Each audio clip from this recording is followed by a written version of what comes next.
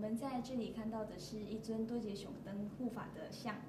首先，我们看到的是多杰熊灯是以一个僧人的形象示现。那在他的这个脸上呢，我们看到有3只眼。那这3只眼呢，分别可以看到过去、现在跟未来。然后我们看到多杰熊灯身上还穿着僧袍，那这个僧袍呢，其实就表示多杰熊灯可以帮助修行人，守护着他们的皈依戒，甚至是菩萨戒，还有密续戒。接着下来呢，我们看到多杰熊灯骑在一头雪狮上面，那这只雪狮呢，就表示我们的这个五味心。那多杰熊灯的手上呢，其实还有一只秃宝鼠。那秃宝鼠呢，其实是也意味着多杰熊灯能够赐予修行人修行上的资源跟财富，好让修行人能够在修行的道路上更加顺利。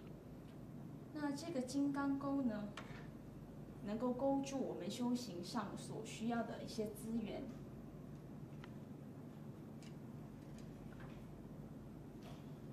多杰熊灯的右手也握有一把智慧剑，那这把智慧剑呢，能够根除众生的无明，可以赐予众生智慧。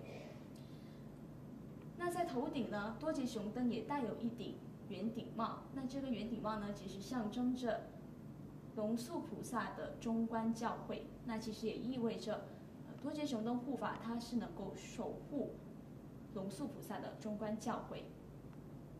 那这就是多杰熊灯的整个护法的这个像。那我们可以看看旁边也有更多的多杰熊灯护法像。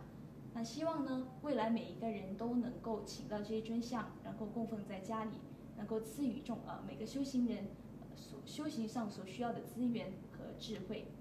那这尊像呢，能够在克切拉佛教团体的克切拉天堂或者是 Vajra Secret 上能够请得到。